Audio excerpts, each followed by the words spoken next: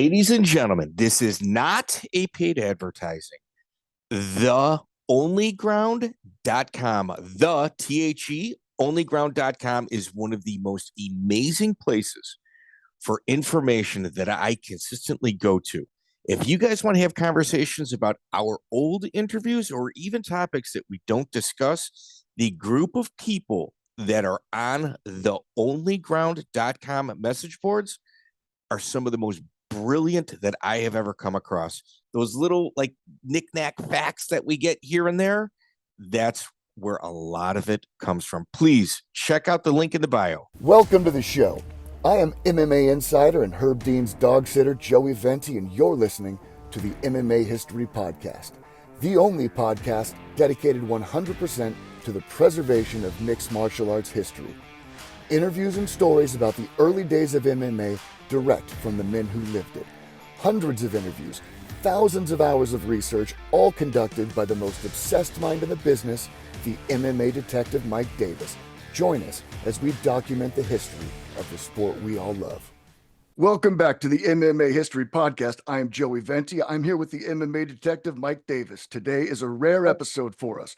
We are joined by two 50 Fight Club members. First of all, co-founder of this podcast and UFC legend Chris "Lights Out" Lytle. And today's guest, another 50 Fight Club member, UFC standout Josh the Dentist Neer. Thank you both for being here. Yep, thanks for having us. Man, what a good event here. Excited to be on with someone like Josh. Always reminded me a lot of myself. Just dude coming to fight every time, and a guy who went through the old school way, just fighting everybody in the world without taking a break. He'd be like, "Oh, you come in tomorrow and fight, and then maybe another fight on Monday." It didn't matter. He just fought at all times. That's what I think of this guy. Just a true fighter. Yeah.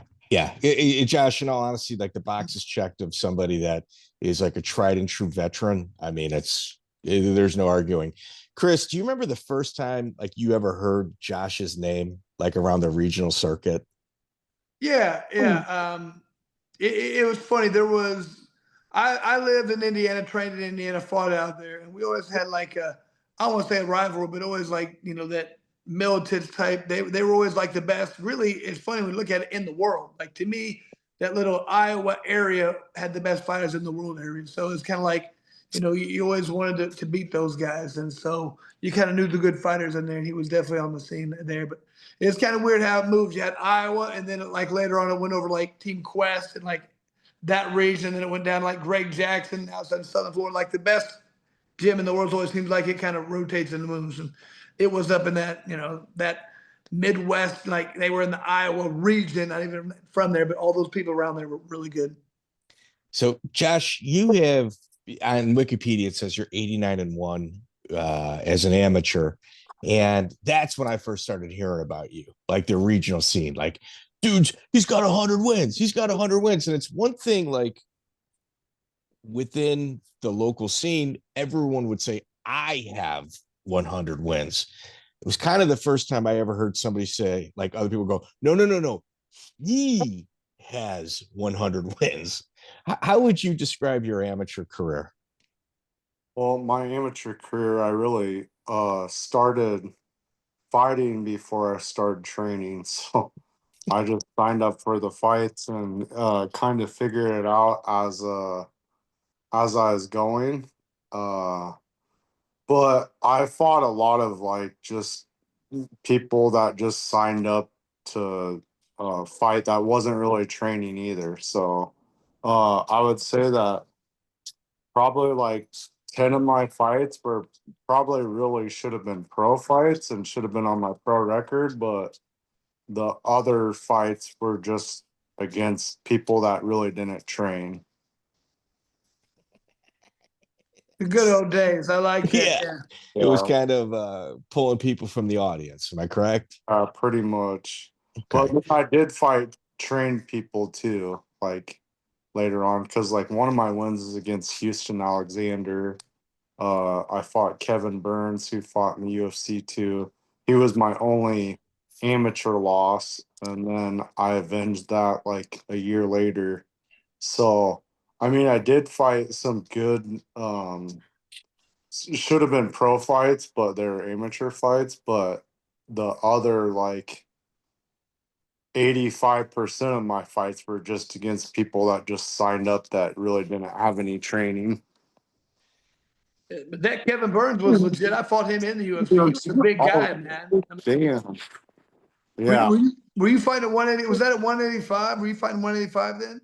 Well, we just signed up and you just fought whoever was around the way. Well, I weighed probably 170 or so when I fought him. He had to be bigger than you, though. Yeah, he was. Because it's funny, when I fought him, I was told that he was a wrestler and he's actually like a taekwondo black belt. So he's not really a wrestler at all. And so I was ready for him to shoot on me, and he came out there and front kicked me right in the face and broke my nose, broke my nose right off the bat. And for free. I got finished. I don't really remember much of the fight. The fight wasn't very long. He finished me pretty quick. The referee stopped it. And then we fought like a year later when I actually knew that he was legit. And then it was a good fight though. Like I ended up finishing him in like the second or third round, but it was a tough, scrappy fight. So I think we need to understand, like, was the promoter Chad Mason righteous before the event? Did he at least pick you up and then pick up Kevin Burns and then say you guys seem to be the same weight? Yeah, well, pretty much. Well, in Chad's defense, he didn't know. Like, I guess he probably did know about me, but like, I wasn't like a trained fighter really. I only had like 10 amateur fights, and I'm pretty sure it was Kevin's first fight Damn. at Toad Hollar. So, How would you describe Toad Hollar? just like a gringy bar that it was just like a nightclub bar, but then basically they just put it wasn't a cage, it was a boxing ring. Yeah. Was in the middle of it, and you could still, like, back then you could still smoke cigarettes and stuff in the bar. Yeah. Yeah, so there was a lot, like the whole room was filled with smoke, you know. It's not like how, like, no one really smokes anymore. They vape and stuff, but like people were like smoking cigarettes back then. Cigars. Yeah, cigars, cigarettes. In the bar really wasn't discerning on who they carded. There was a lot of high school kids fighting each other. Yeah, There. like Jeremy Stevens started fighting when he was like 16. So I was actually 18, but when I started, but I mean there was plenty of kids that were underage that were fighting. So when did you actually start training and be like, I gotta train if I'm gonna do this? And where at? Where about 10 fights in or what? No, I was well, my first year I was in college, so I was like doing college wrestling. I really wasn't training at all. And then after my first year, I was like, man, like this college isn't really for me. I just want to fight. So I dropped out of college, and then I started training with the guy named Anthony Percelli, and just anyone and everyone that would come in the gym. Like I tried to learn from everyone, but really none of us really knew what we were doing. We're just kind of making it up as we went. But the first person that I really started training under that actually like knew technique and stuff was a guy named Curtis Brigham.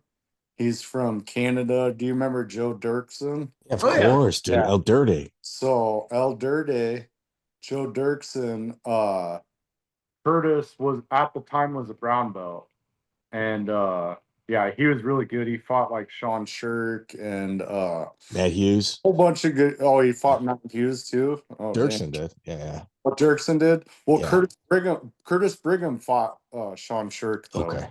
But anyways, he was really good at jiu-jitsu, and so I basically moved up to Canada for like 2 months. and I trained with Curtis and Joe Doerkson and all those guys up there. A guy named Corey Coles, which was just a guy that I met. I lived with him, and I was doing jujitsu, and then he got me like a boxing coach. I mean, I don't even remember the boxing coach's name, but uh, some guy up there, up in Winnipeg, he really helped me out a lot. I feel bad that I don't know his name, but um, he helped me learn boxing, and then I was wrestling and stuff. So that was the first time that I actually like was training at like a real gym. What year would you say that was? It would have been 2002, in the summer of 2002. So Chris, you got to kind of take the context. It's 2002. There's absolutely no money in fighting. In fact, you're operating at a net loss, and Josh leaves college to do that as a career. Would your He parents had think more of that? foresight tonight, and he's like, I see the future. I was like, Yeah, this shit ain't gonna make it. I was like, I better get a real job at the fire department because this ain't gonna make it. you're smart. I didn't. For some reason, I just thought that I thought I was gonna make it, and I thought that it was gonna get big too. I mean, Wow, that's good. Good foresight, yeah. Yeah, you got to go all in. If you're going to do it, you might as well yeah, go all in. So exactly. the first time I heard your name regionally was when you fought a guy named Roman Helms, primetime. No, I never fought primetime. Yeah, I thought Houston, he was a heavyweight. Houston and Alexander fought primetime. Okay. So maybe it was a Houston Alexander then. I know there was kind of like a how did you and Houston come together on the amateur circuit at Toad Hollar?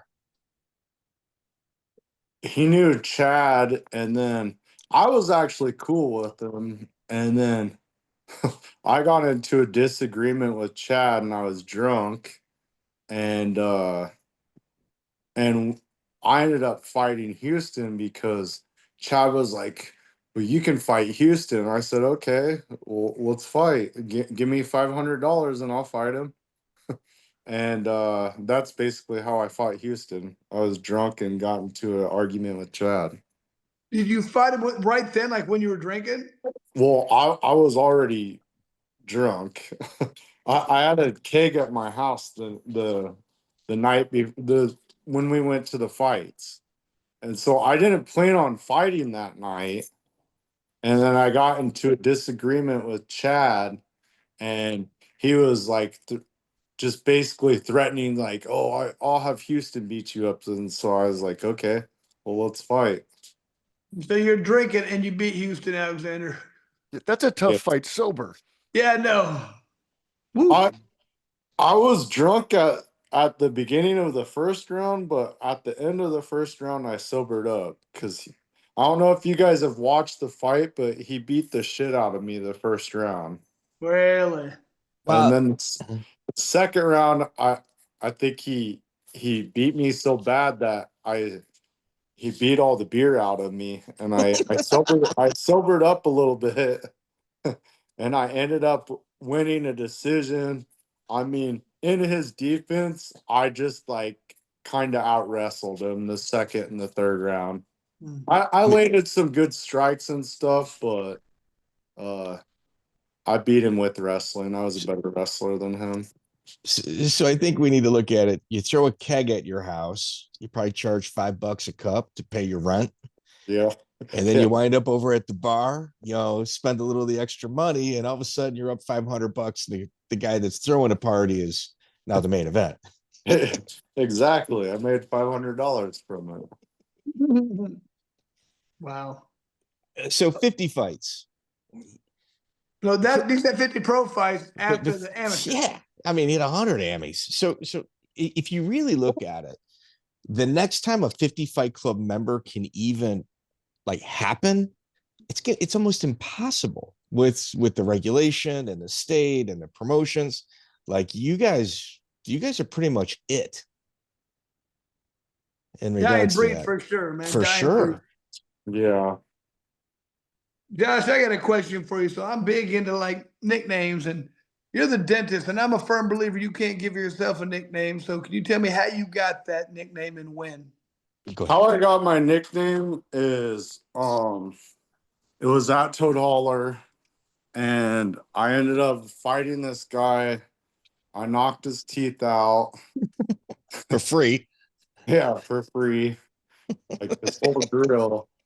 And then the next week, I fought a guy and knocked his teeth out too. And I don't know if you remember, but Big Papa Schnocky's the Oh one yeah. that gave me the nickname. So he was like, "Man, you're always knocking people's teeth out. I'm gonna start calling you the dentist." And so just started announcing me, Josh the Dentist Neer. And it just kind of stuck. So I didn't really like it at first. I was like, man, I don't want to be that. But then he just kept announcing me it. And so then I'm like, all right, it's cool. Like at least someone else gave me the nickname. So I just was like, all right, I guess I'll be the dentist. That's how it has to be, man. You don't pick your nickname; people pick it for you. So that's good. Why you got it, knocking people's teeth out. I like it. Yeah. So, Chris, Josh was also involved in the World Bare Knuckle Fighting Federation that What? took place November 9th, 2018, where he fight Mike Alderetti. Yeah. Did you ever get paid for that? I got paid 5,000 of it. They still owe me 20,000. Oh, that was the one where the guy ripped everybody off. Yeah. The one with Yeah. Baroni and Yeah. Eben? Yeah.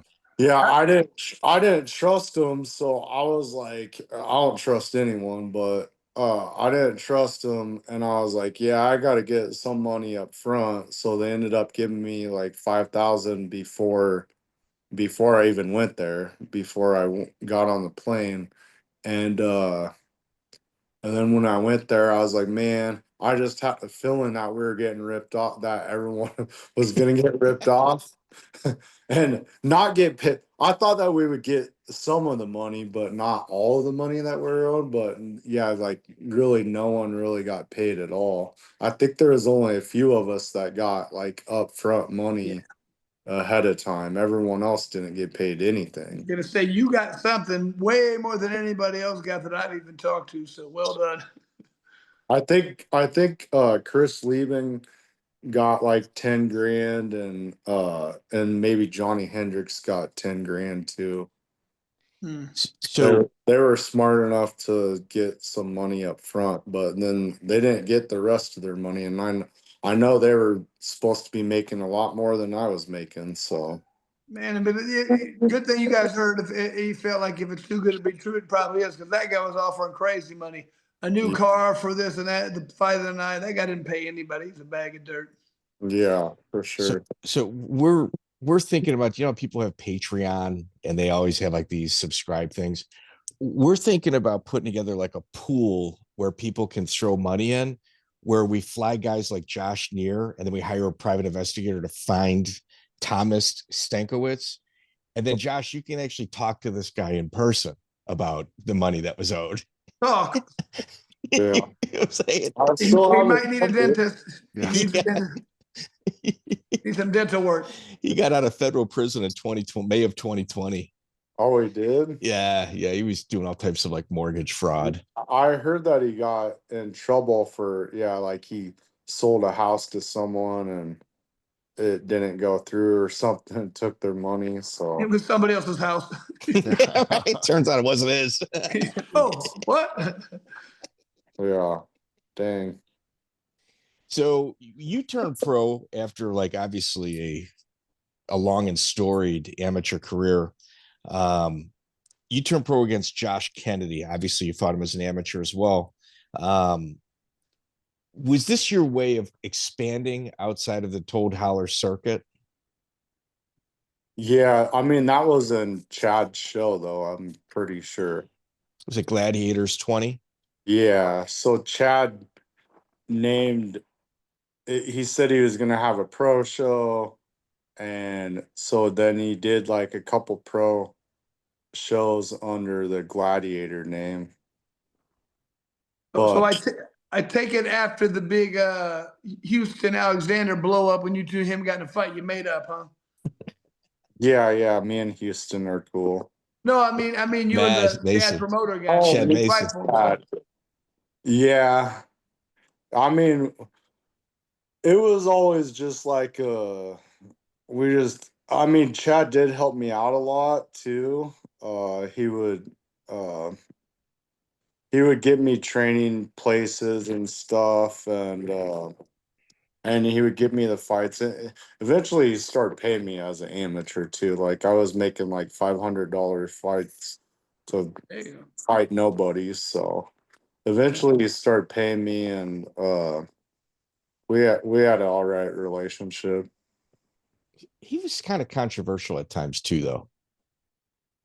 Yeah, I mean, what promoter's not shady? That's true. They're all Yeah, shady.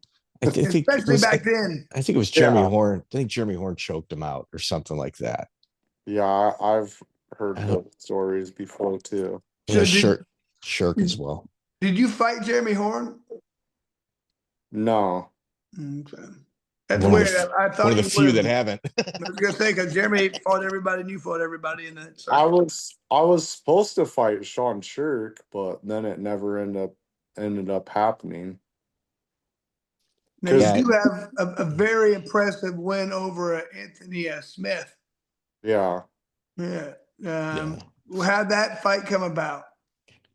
uh, to be honest, I didn't even really know who he was when I took the fight, but he was supposed to be the next big thing, and I think I fought that in victory both times. We fought twice. And I don't really even know. I think I just got out of the UFC. And so they offered me good money to fight him, and I just took the fight. I mean, Yeah. he had to be a lot bigger than you though, wasn't he then? Or Yeah, he was huge and he didn't make weight. Both times that we fought, he didn't make weight. And so yeah, Yeah. he was I mean, man, he's still a big guy and getting a win over him. That's crazy, man. I mean, especially with how good he's done. Was that supposed to be a middleweight? yeah, 185, but then he didn't make weight both times that we fought.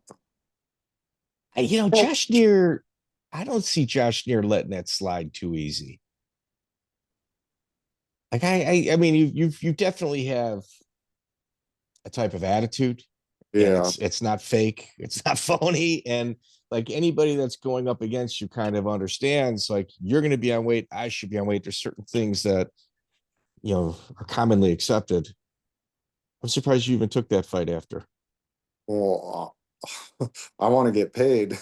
If you don't, Yeah, if you don't take the fight, then you're not going to get paid anything. So, I mean, it sucks, but you kind of have to fight. Yeah, but it does annoy me when people don't make weight. yeah. Josh, your third fight, Robert Luke. It's Absolute in Ada, Minnesota. Your opponent was 8-17, but he fought Travis Wolf 3 times, Brian Robinson, Travis Fulton, and Ben Rothwell. That's who Yeah. he's fought. Yeah. Uh, Really, for me, this was my first pro fight. Those yeah. other fights before that, they're on my record, but I mean, this was the first time that I was told that it was a pro fight, but uh, my, my friend Corey, it's funny about this fight because my friend Corey Cole's the guy that I moved up to Canada. So this is when I was living in Canada. And I moved up there, and actually we were trying to get because I was trying to get in the UFC. And so at the time, I think the name of the biggest show up in Canada was like TKO, right? Yep. Yeah, that was like the Canada show. And so I was trying to fight Sean Shirk at the time, but I think he was in the UFC or he was somewhere else. I don't remember. But anyways, we tried to get the TKO fight, and they're like, "Well, we only have one guy for you." And I was like, "Okay, who's the guy?" And then they're like, "Georgia St. Pierre," and Yeah, it's crazy. Yeah. Yeah. I could have fought him, but I turned it down because he wasn't big enough of a name.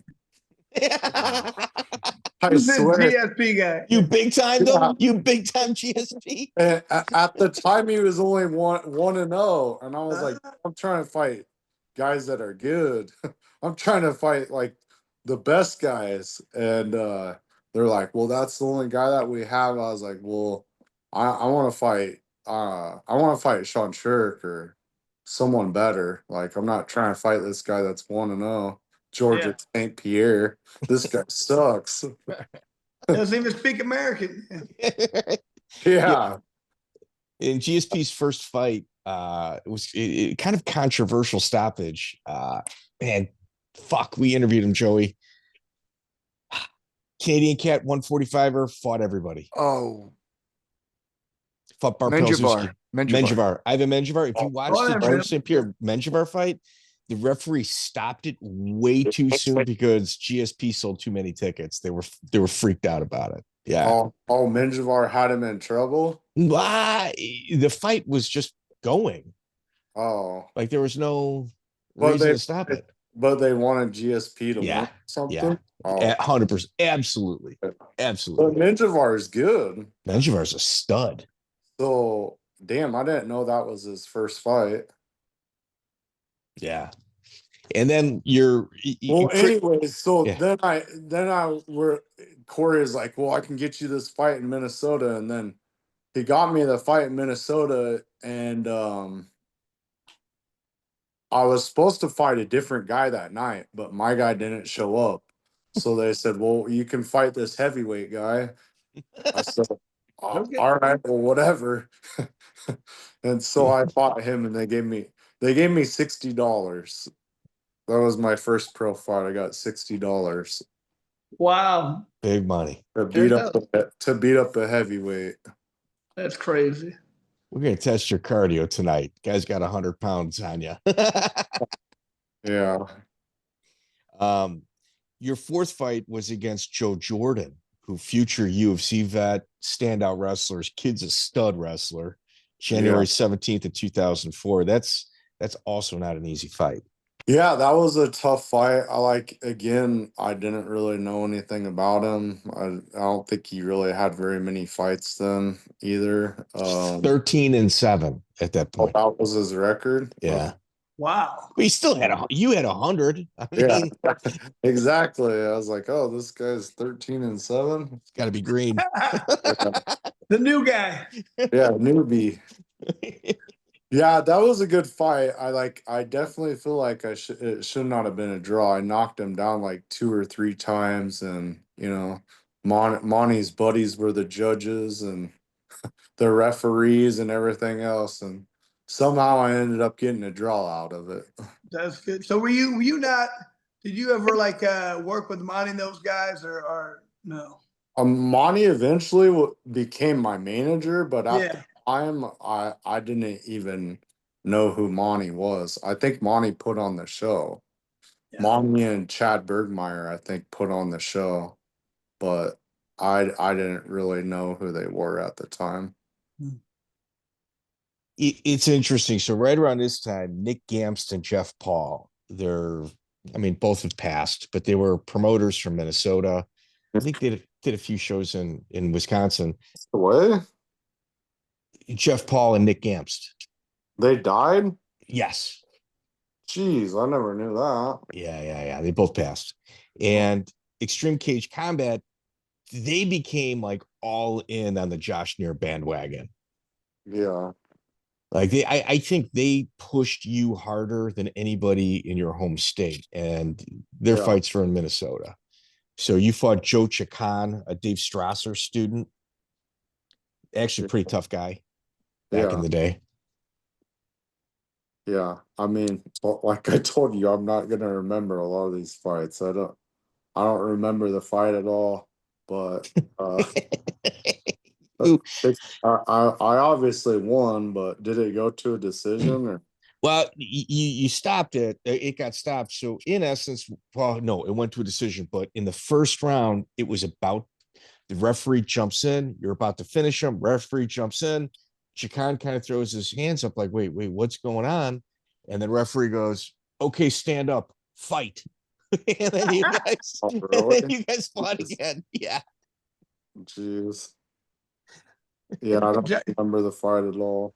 So it's funny back in the day like that. I remember going to fights and I'd see the referee. I remember one was like a taekwondo guy. I didn't know where the ground was. Somebody was on the ground. He tapping it. He didn't stop it. So I was like, I started to climb the fence, and eventually they stop it. And I get in there. It's like, why don't you take a break? And I just refereed the rest of the time because like this guy's going to get somebody killed. They didn't know what they were doing. So I'm sure you probably had to get in there and referee some too, didn't you, Josh? Yeah. Yeah, I definitely have refereed too. I mean, we really have no business doing it, but we were better than those guys, the people Yeah, that had. You know what I mean? Exactly. Well, to this referee's credit, he ripped the sleeves off of his shirt. So like you saw his guns in there. Yeah. Just in case anybody needed to know. In case they want to find out. Yeah. right. After Chacon, so Victory J, you had mentioned him. That's where you previously, I should say, this is your first time fighting with them. Spencer Fisher, Victory J had an incredible way of like finding guys on their way up and understanding talent and putting them together. So you fought Spencer Fisher on his card. Ooh. Yeah. Yeah, I remember that fight, obviously, because that was like kind of the fight that put me on the map. Yeah. Um, Spencer is tough. I honestly I thought I was gonna run right through him too. But he was a really well-rounded fighter, so it was a tough fight. Was he already training with like Miletich at the time? Yeah. This was the biggest fight in the Midwest. On this weekend, biggest fight in the entire Midwest. Everybody was talking about this. Yeah, like I remember like Tim Sylvia and Robbie Lawler, Matt Hughes, like everyone was at this fight. And then it was me and all my buddies. How the fight progress? How'd it go? Do you remember? It was a 5-round decision, split decision. Spencer won, but it was back and forth. We were standing up, going on the ground. I took him down every time. I don't think he ever got on top of me. But it was just a back and forth like fight. Did you get dropped in that fight? I don't think so. Yeah, I remember watching a video of it on my back. Yeah, I watched a video on that a while ago, and it lives up to the hype.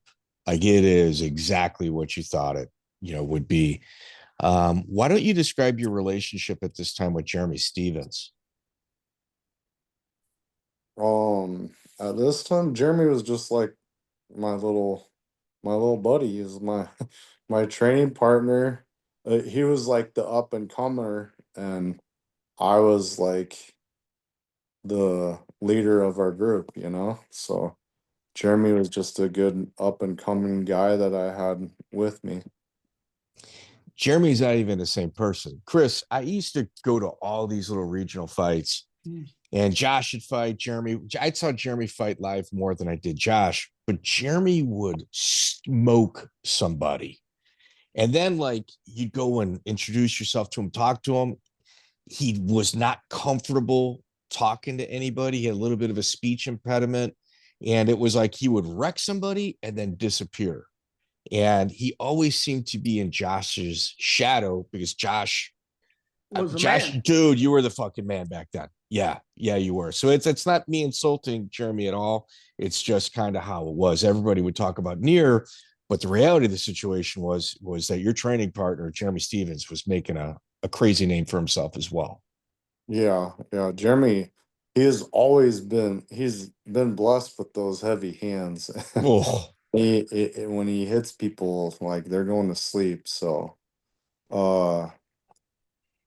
he's gotten a lot better since then, though, because he's more. Back then, he was just like a knockout guy, where now he can win in a lot of different ways. So Now you do know he has a huge fight coming up with Mr. Mike Perry here in a couple weeks, right? Yeah, it's gonna be a good one. It's funny because everyone's like thinks that Jeremy's in trouble. Like I feel like Jeremy should be the favorite.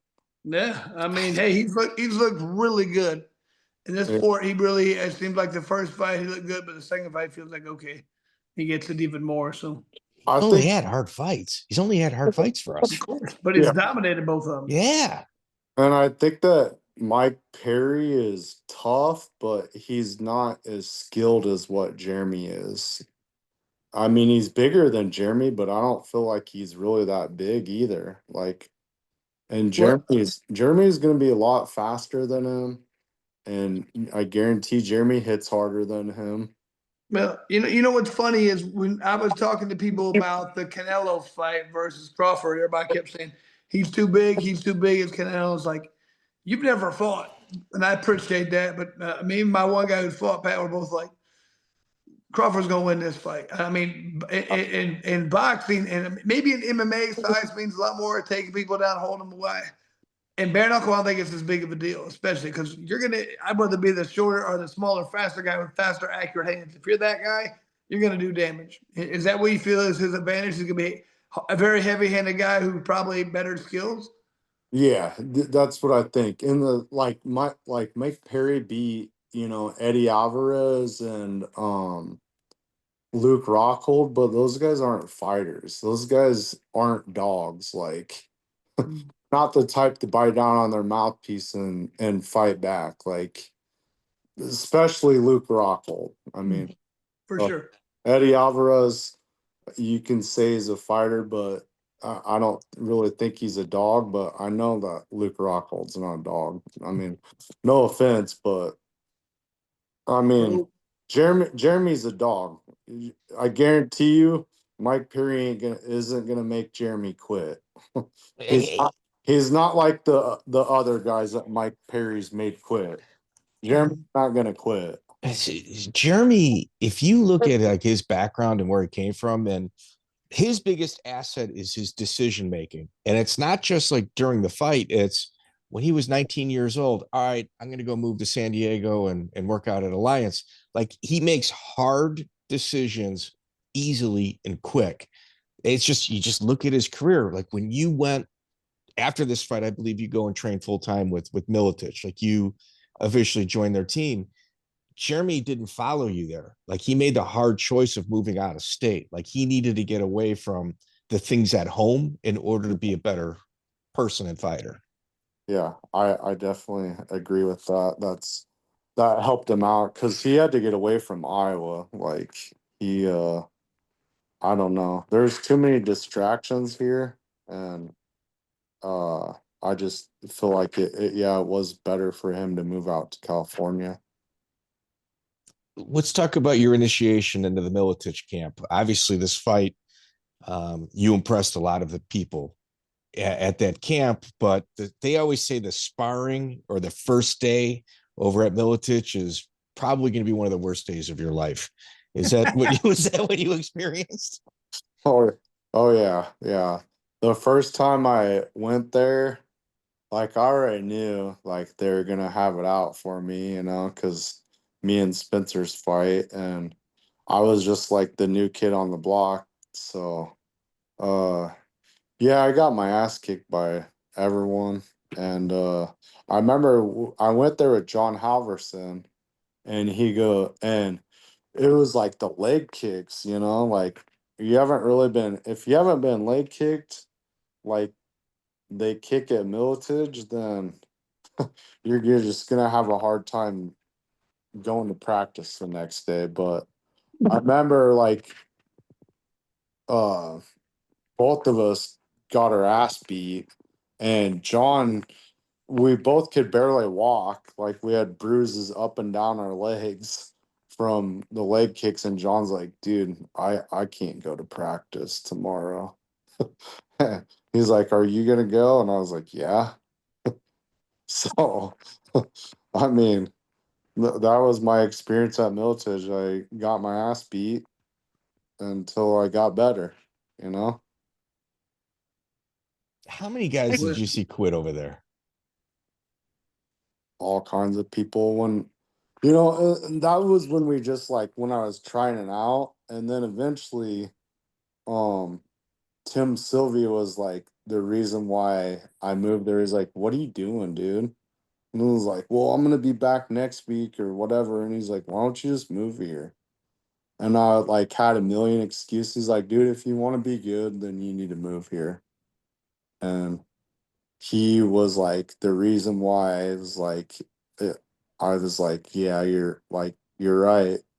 And so then I eventually moved out there. And what was your question again? Sorry. So here, when do you know you're accepted by them? How about that?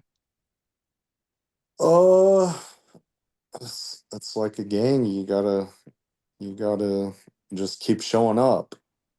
And that was what I was saying, like about John, like that was the difference. Like he was like, oh man, I can't do this. But I was like, yeah, I'm going to practice. So I think it's just like you just gotta keep coming back.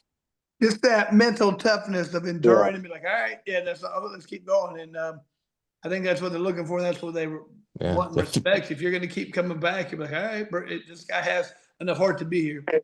Yeah, and eventually you're one of them.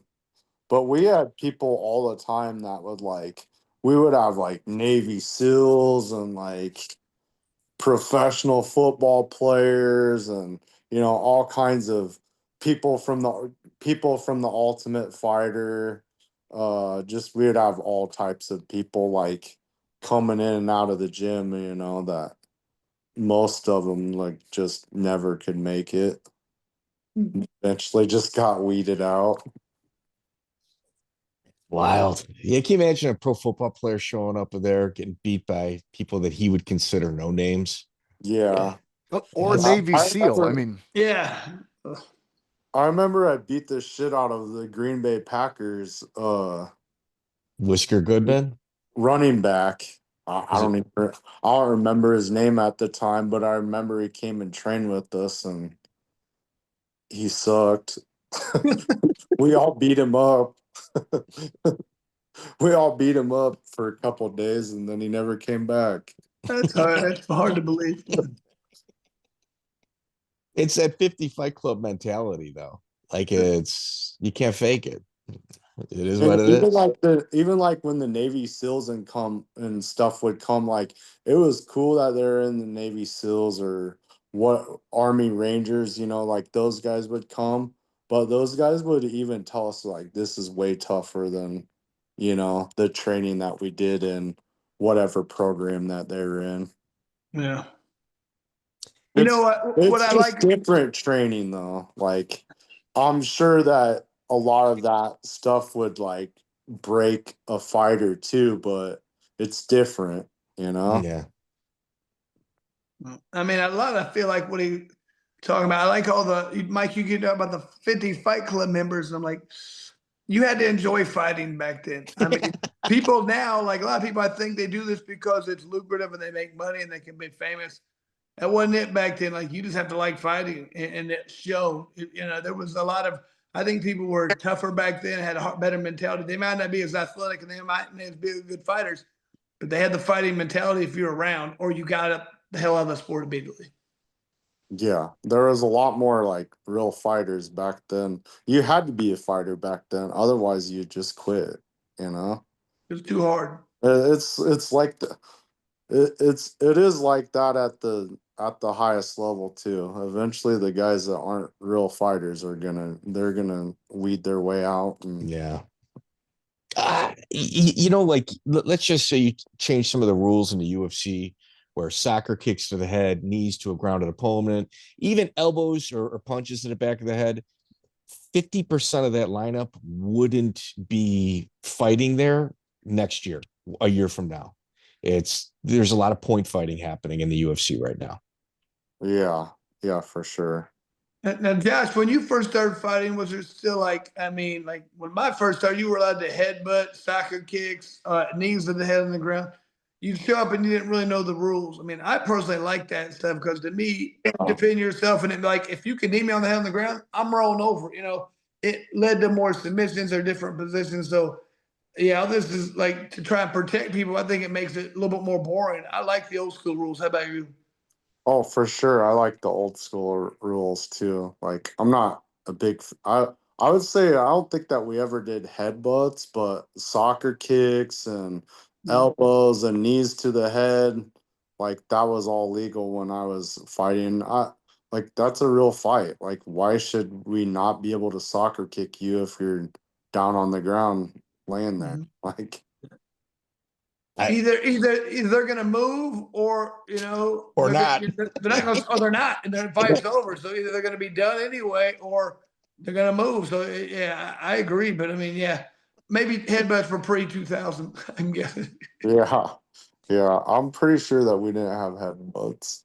So Chris, you like the potluck rules? Like when you got there, you kind of figured out what they were. It was hilarious. You'd show up and be like, what are the rules? And they'd talk and they'd be like, you can headbutt, but no knees or whatever. They just always make up. Like, all right, adjust. Yeah. Yeah, Kyle Jensen was your next opponent after Spencer Fisher, who Kyle Jensen is legit legend of the Midwest fighting circuit. Super tough cat. Month and a half later. Do you even remember that? I mean, not really. I went to a decision, didn't it? No, you won by armbar. Oh, really? Okay. Well, that's news to me. Yay for me. What round? Joey, that's on you. That's third round armbar, 1:04 in. Okay. Well, Jensen's legit. Jensen's tough. Like Yeah. he's not a joke. I don't think he's got over 50 fights. Yeah, I don't think he ever got the props he deserves. Yeah, I think that was a good fight too, but I guess I won by armbar. You have Fred Levy, you win by KO with Jeff Paul and Nick Gamst again on the XKK. And then I think it's your first time you ever got on an airplane to go to a fight. And it was in Freestyle Fighting Championship with Lee Coates in Biloxi, Mississippi. Anthony Macias, Mad Dog. Yep. Yeah, that was a guy that fought in UFC. Yeah. Yep. Yeah, I always tell people like that's when you know that you actually or that's when I felt like I made it when I was when someone was actually flying me to a fight. Yeah. Oh man, I get to take an airplane and go to the fight. That's cool. Yeah. Yeah. And they paid me good money at the time too. So I was like, now I made it. Yeah, that FFC events, they did phenomenal fights there. Dave Gardner, another super tough cat from the Midwest. He's got wins over Rich Clemente, Steve Kinnison, Dan Gilbert. That's shortly after that fight. You knock him out as well. Still don't remember him, do you? I mean, I sort of remember that fight because that was like a big fight to try to get me into the UFC too. Because I remember he beat Rich Clemente, who at the time was a really good guy, and I won that by knee or what was that by? I remember I finished him somehow. I had him up against the cage. I remember punching him, kneeing him, and whatever. Yeah, I just think I think it was just finished, regular KO. Punches at 2 minutes into the first round. And in your fight with Mark Bear, it was with Victory J again. It seemed like there was bad blood between you two on this fight. You were just kind of extending the fight to pound on him a little bit more.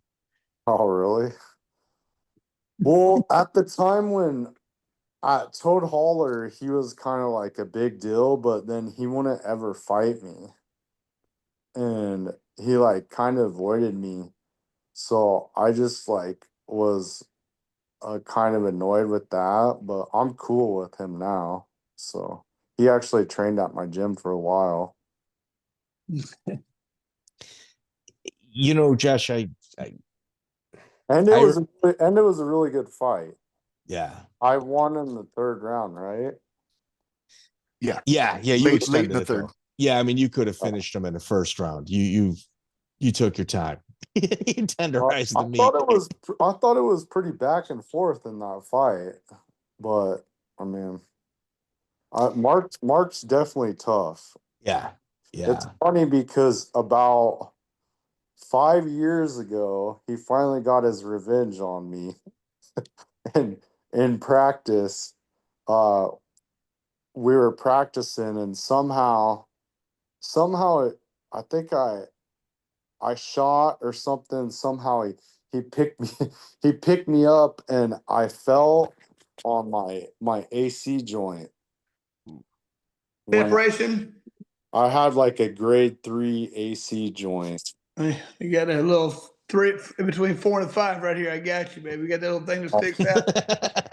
Here's mine. Yeah. Those are fun, man. No, I'm just joking, but I just mess with him like, damn, you finally got your revenge after all these years, huh? Yeah, he definitely a tough guy. And He's Indian, man. There's no Indian that is not tough. They're all tough, and they all have hard heads. Tyrone Roberts, Yeah. Andre Roberts, tough dudes. He's related to them. Is he really? Yeah, I think that they're cousins, or that might be his uncle or something. Yeah. Is he from the same tribe? Yeah, they're from the same tribe. The Meskwaki Indian tribe. Yeah. I have no idea where I remember that. Did you go, Jeff? You, like if you look at your career, also you get Ron Kroll, you get Terrence Reesby. You're stopping everybody. When you fought Derrick Noble March 19th, I thought like, all right, Josh is going to get exposed here. He likes to stand with people. Noble's a converted southpaw. I thought for sure he was going to catch you with like a hook because Noble makes people like forget periods and chunks of their lives. He's a hard hitter. Yeah, I don't really remember that fight either. I finished him, didn't I? Yep, triangle. In what round? He was the first. Well, you thought wrong, didn't you? No, dude, I ate crow. I ate crow that day. Yep. Yes, I did. Yeah. Like after that, I'm like, holy shit. What's Noble's, what's the ceiling? Like like a lot of other people, I'm like, all right, there's Keith Wisniewski, there's Nick Thompson, there's like a group of 170ers. And with you finish a Noble like that, everybody just like stopped and was like, holy shit, this dude's legit. Yeah. I got into the UFC not too long after that, right? Yeah, I mean, you beat Jay Jack, who was 9-2 with wins over Brad Blackburn. You beat Mark Long, Alley Cat boxing guy, Mark Long, Jeff Perez student. He went to Jeff Perez. Yeah, that's my boxing coach. He's another guy that recently passed. Yeah. I went to his funeral. I was a pallbearer in his funeral. Oh. Yeah. I don't think he ever got like the recognition he deserved either, Jeff Perez. Yeah, he was a really good boxing coach, and he was just a good guy. He's just, he doesn't want to, I don't think he wants the spotlight like a lot of the guys do, but Jeff was a really good coach, really good person, one of my mentors. So Josh, how often do you still train, my man? Every day. I own a gym, so I'm trained 2 times a day. Nice. You got anybody interested in doing a little bare knuckle stuff?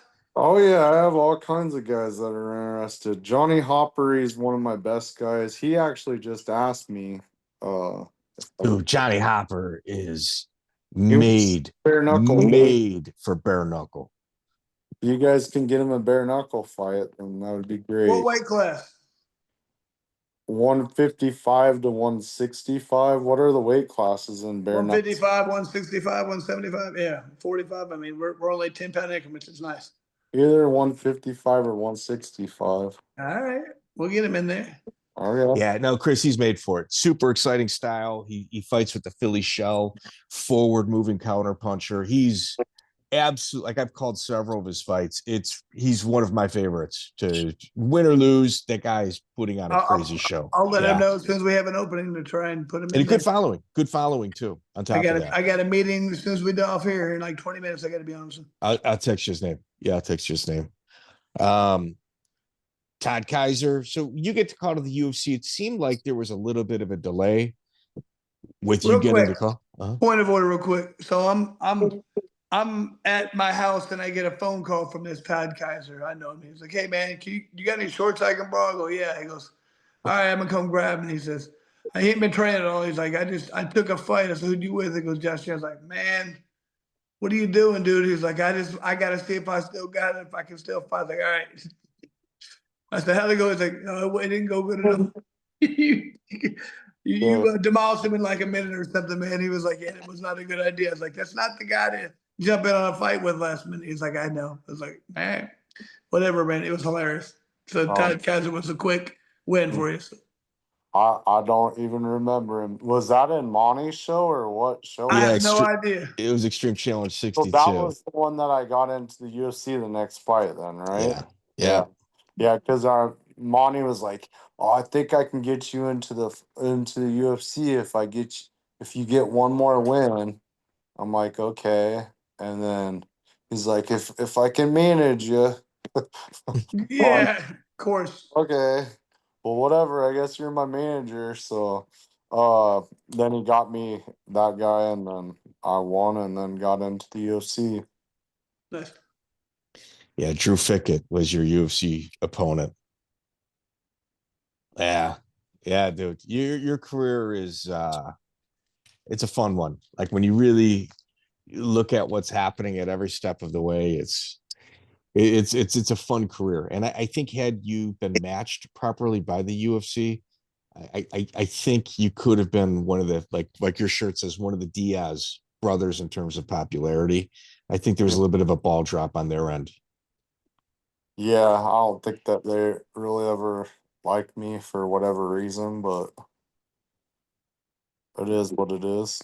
Hey, back to your shirt there. I noticed, you had a really entertaining, fun fight with Nate, and he really had. I never seen him talk highly about anybody like you. Did you? You have a still good relationship with him, or how's that go? Yeah, we have a good relationship. Like, I used to go out there and train with him all the time, but I mean, he hasn't really been fighting very often. But yeah, I mean, I still talk to him every now and then. Good relationship. So he's the man.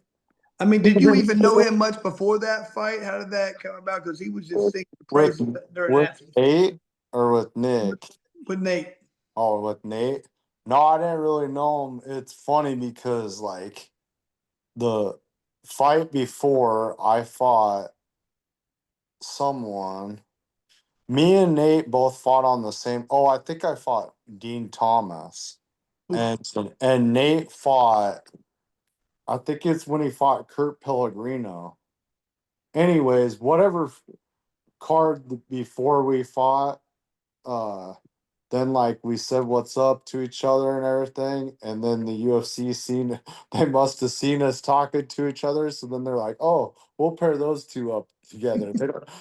They're becoming friends, so let's have. We can't have that. Yeah, we can't have that. Yeah, I mean, I wonder what kind of what's up was it? Was it like, well, what's up?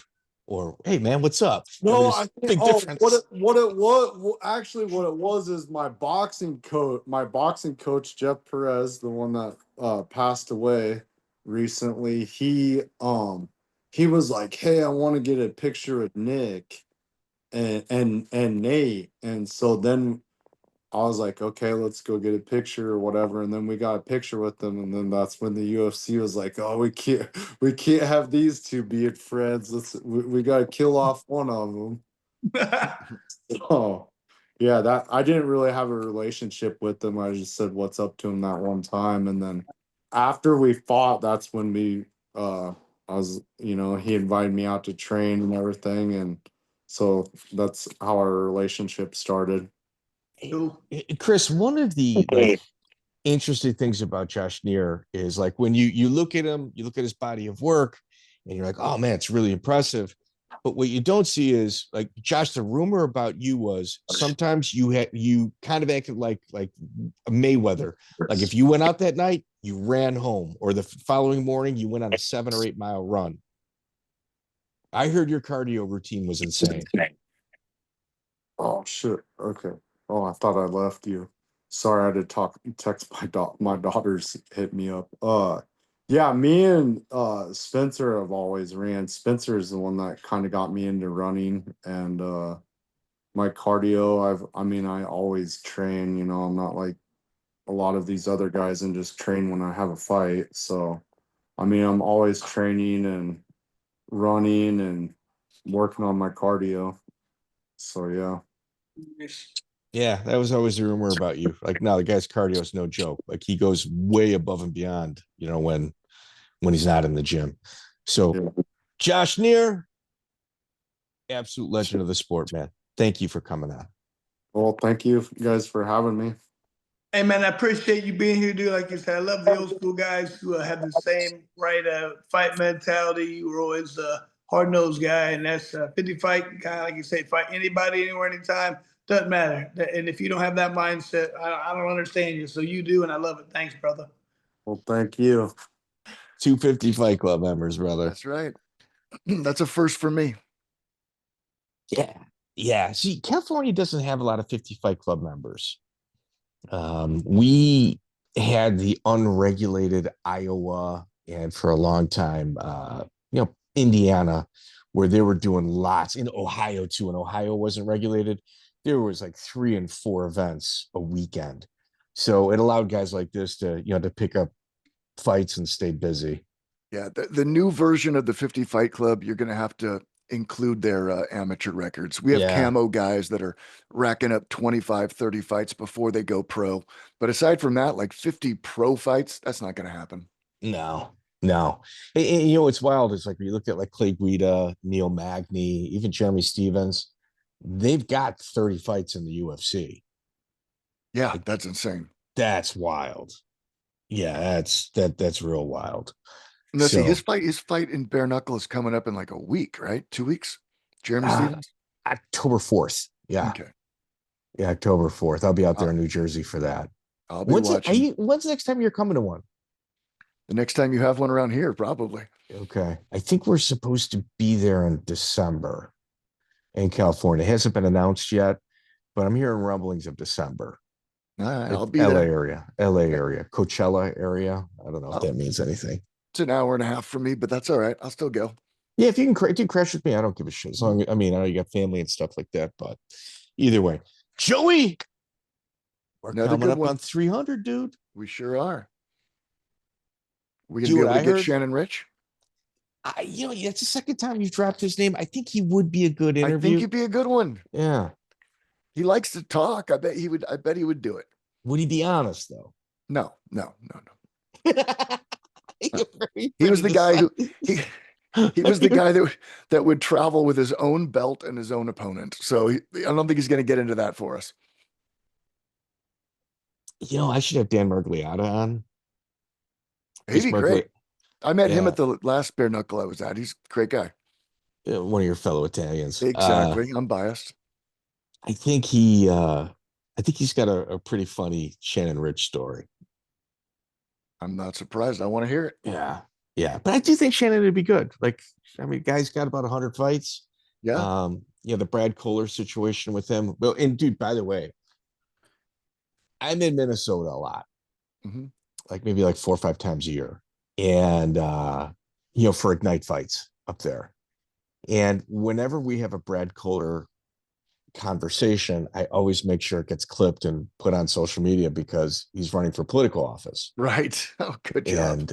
And I'm hoping like maybe one of his opponents sees it and it becomes one of their campaigns. Yeah. Yeah. Like, hey man, please. This guy faked a heart attack so we didn't have to pay his employees. Come on, dude. As long as our logo is up there, like, I'm cool with it. But like on the opposite side of the scale, when Brad Kohler sees me in Minnesota, he's going to beat the shit out of me. Yeah, you're going to have to take a whooping on that dude, that's like, you try not to put things, we say things into existence, but like we've put out enough clips where.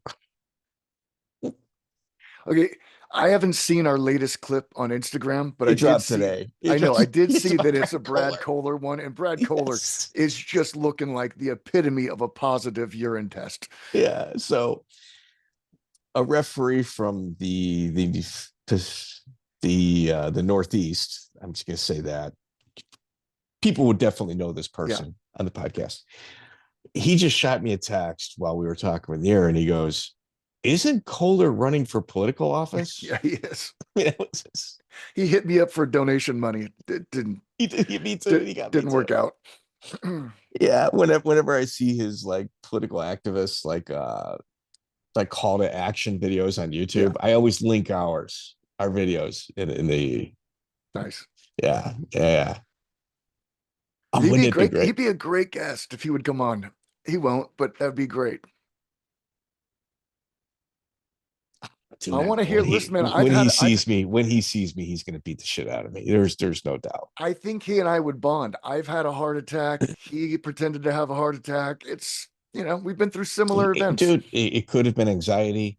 It could have been true. Nerves.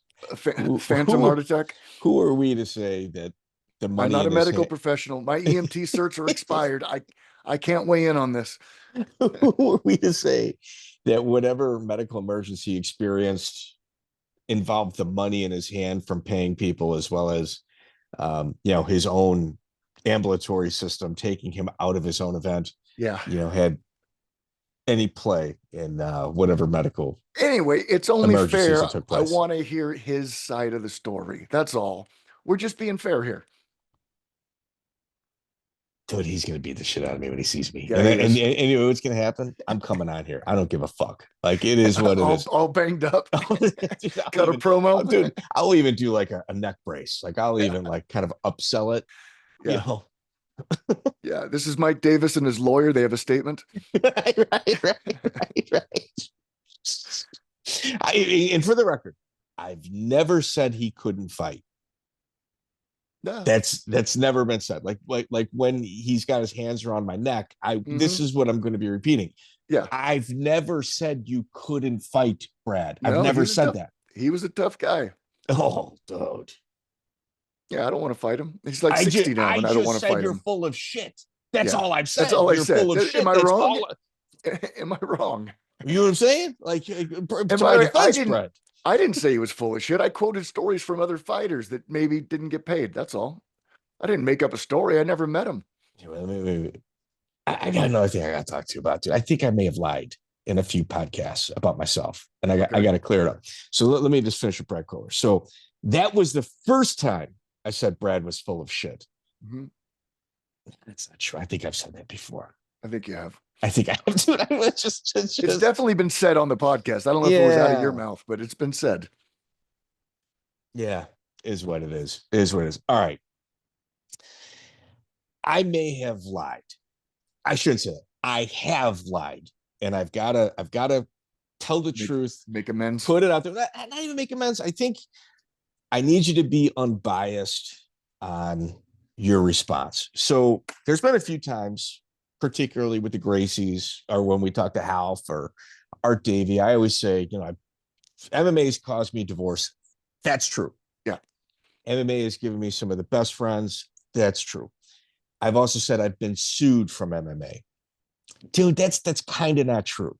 Really? How so? No. It's in the traditional sense, no. So here, I in my opinion, what I experienced was worse than a lawsuit, but I won't do it. All right. So I'll kind of paint it in the exact picture that took place.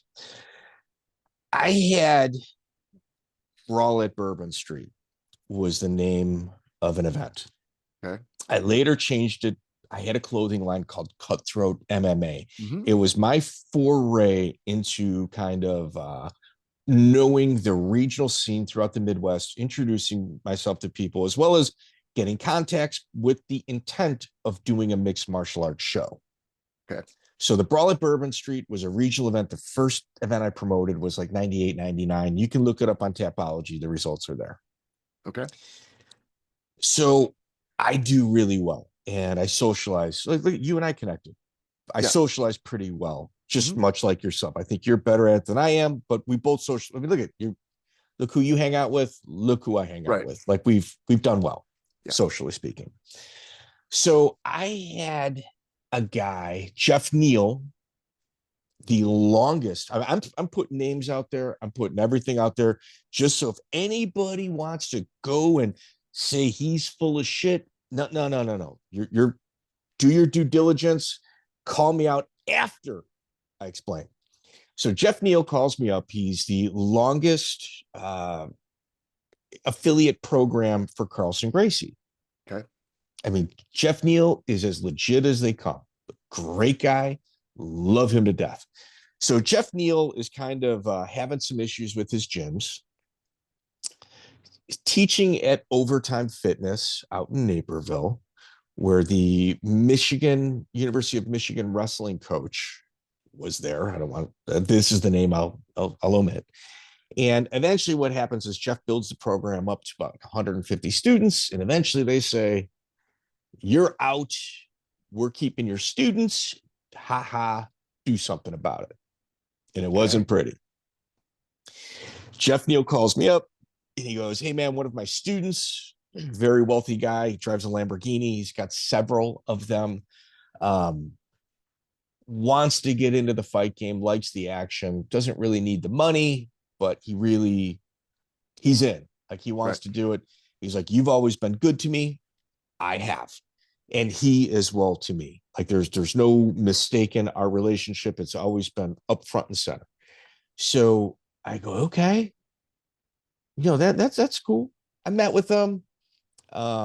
Asian guy, very ostentatious. Okay. Liked wearing, high-end clothes, fitted clothes, had LASIK surgery, but liked to wear glasses on occasion for the look. Yeah. Somebody that definitely really enjoyed attention. So I'm like, okay, cool. We met. It was a nice meeting. Is what it is. He starts promoting an event at a local strip club called Atlantis, which is in the south suburbs of Chicago. And did Shoney Carter fight at this?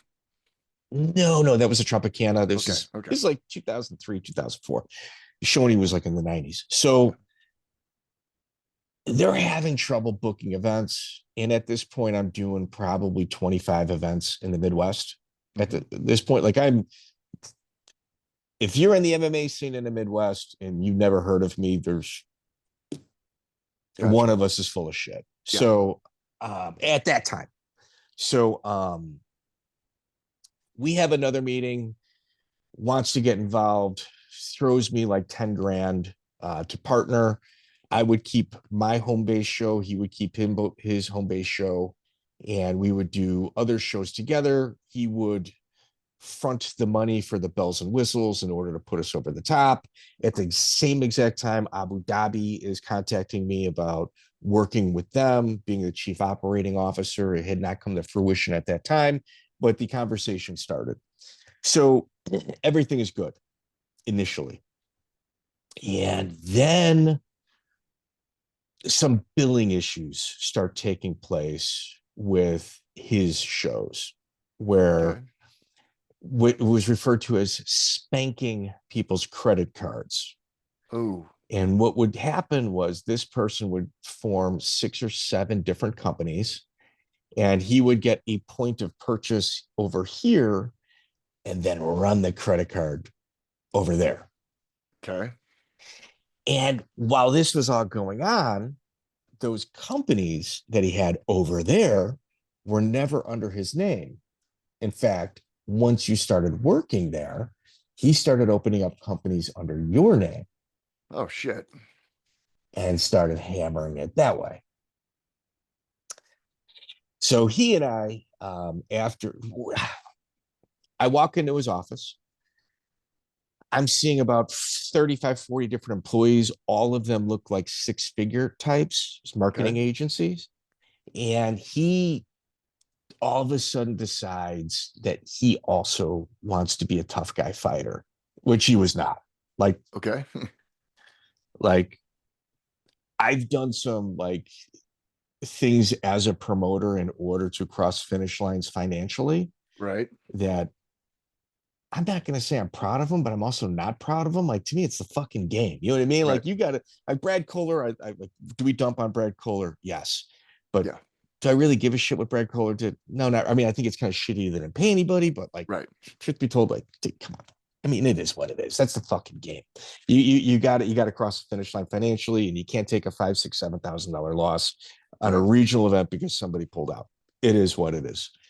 So, he and I start not seeing eye to eye, and the people in his business start like dwindling.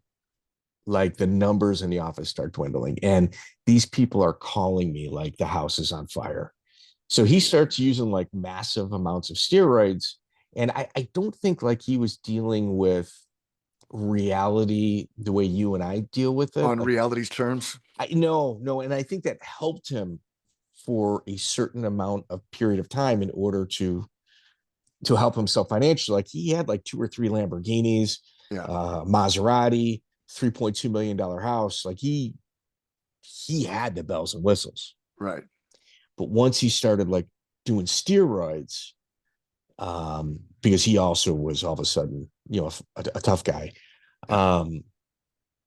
His ability to kind of wrangle in bullshit in reality, it stopped happening. Like it became time and space and like demanding credit card fraud openly in the office. Wow. And he racked up probably about $8 million in fraud. Jesus. At this time, he also had 2 attorneys on retainer, and he would sick his attorneys on people or people that he perceived as enemies. Right. Now, you got on that list. Well, I definitely got on that list, but I was never here. I was never sued. Okay. But what I did do is I was on the police department at the time. I was on TV. Like there was no mistaking who I was. Right. And I just figured, man, dude, the only way we're going to get out of this is either he and I are going to fight each other or like something legal has to kind of come in or I have to go away or he has to go away. And all of us were playing our cards. So any card that you had in your hand, you were going to play. Right. Because I'm mentally ill. Yeah. I'm OCD, much like yourself, Joey. Yeah. I'm still here. So I wasn't going to go away. And at the time, I don't know if I should even say that. Let's just say the feds were at our office a lot. Okay. And somebody asked me for a favor, and it was kind of like a heavy lift because they needed, like, I was real informant heavy. I was always righteous with the people I dealt with. I'd even encourage them not to rat on their friends. Right. Often. And because of that, like I was one of the featured people on a TV show called The Squeeze, which you can see on our YouTube page. And you can kind of see how I worked. You know, was just like, nah, dude, we're going to be cool about this. Well, I'm not, if we're going to do something, we're going to do it. And, you know, it's not going to be forced or me putting pressure on you. So at the end of the day, the feds came. And it just so happened to raid his office during weigh-ins. Shit. So like you really couldn't lie about it at that point because he was like a really, really, really, really good liar. But he probably beat me for 6 figures, stole my company, you know, through his lawyers sending Facebook. And like I had maybe like 12,000 people on my Facebook page. Right. And like this was at a time where that was very rare. And like he threw dick in me for sure. Now, was there legal wranglings? No. Well, kind of. Here. Me being sued, legal work? No. However, he probably got me for probably around 100 grand. I got 8.5 years of his life. Oh, I would not take that deal if I were him. Yes. So like technically serve papers having to sign No, that's not true. Yeah. But a pissing contest where we're playing each other, playing cards, and we're Right. and him publicly ha ha ha laughing, and then them offering him a deal, and then me kind of taunting him, going, you bitch, go take that deal, and then him going, fuck it, I'm not taking this deal. Like, because you gotta remember, like with the feds, you take the deal. you take the first deal. Yeah. It doesn't get better. No. No. It's a bad system, but that's the system. No. All right. And it's a system I knew.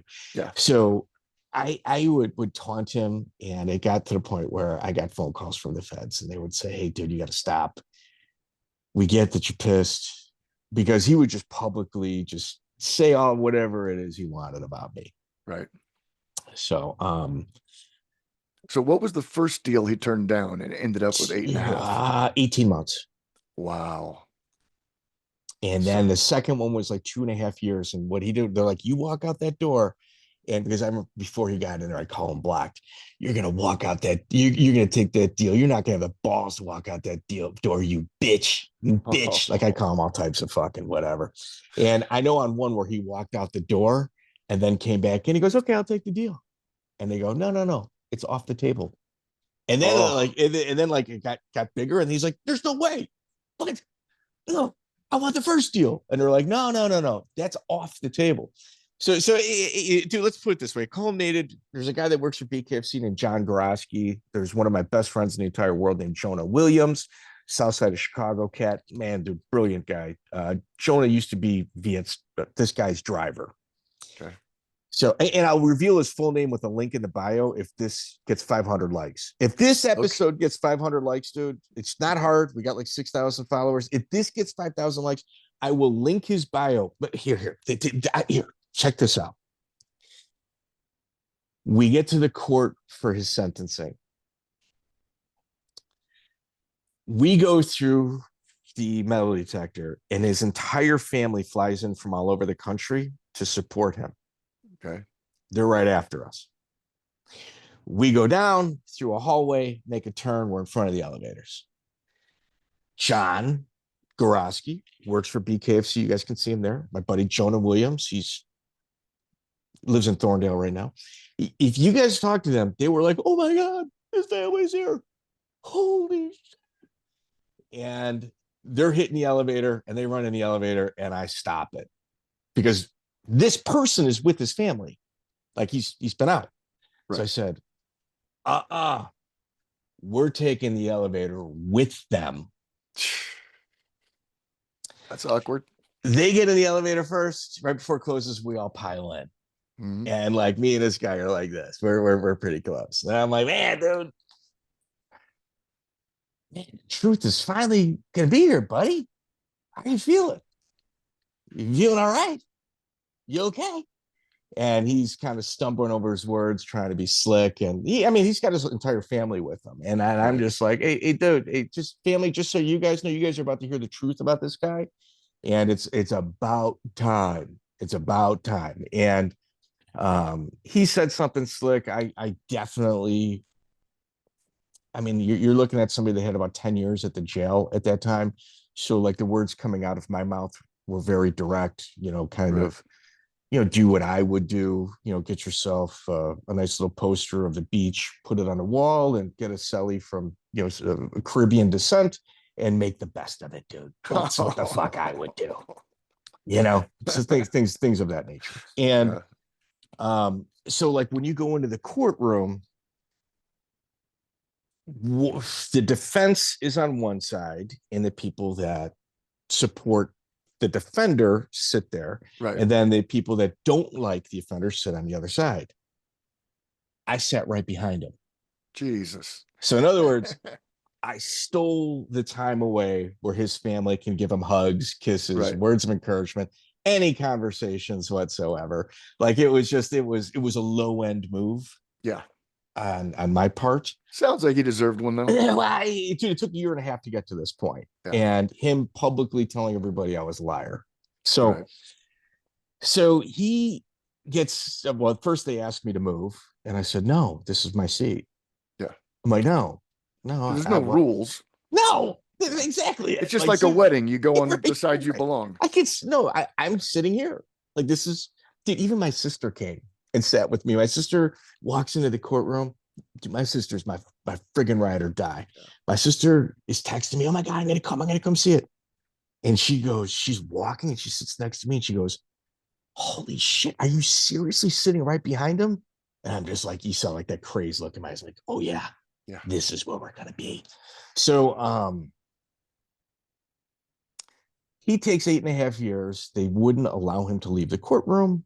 And dude, this guy, because he's a flight risk.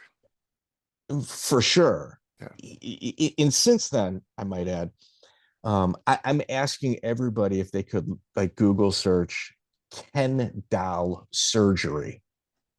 This guy loved his plastic surgery, loved it. Like, he had his nose done 2 or 3 different times, had like his abs etched, had I think he had pec implants. Like the dude was, I mean, he was, I gotta look that up. Dude, he was pretty easy to tee off on and laugh at. Right.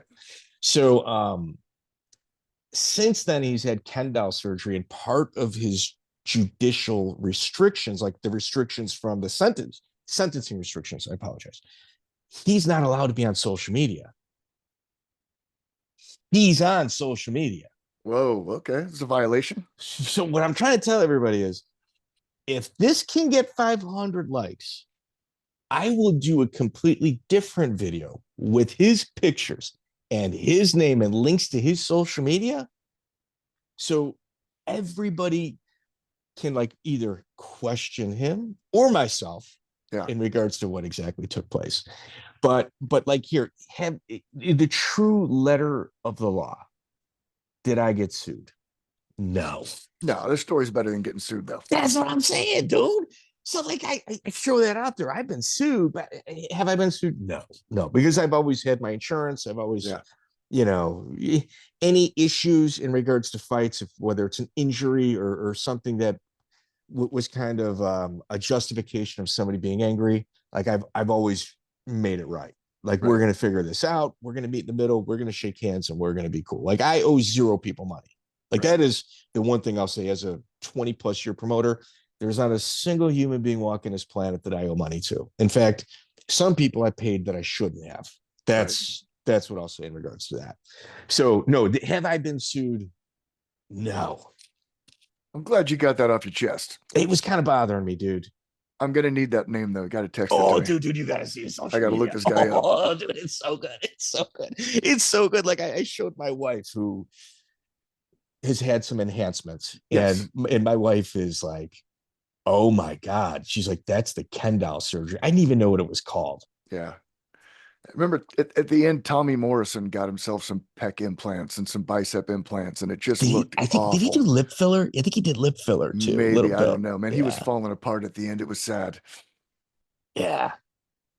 So I think it legal. I've had legal wranglings. I don't know how to phrase it. So me being sued, I don't think is the right term. Be classified as legal troubles. And that is true. Yeah.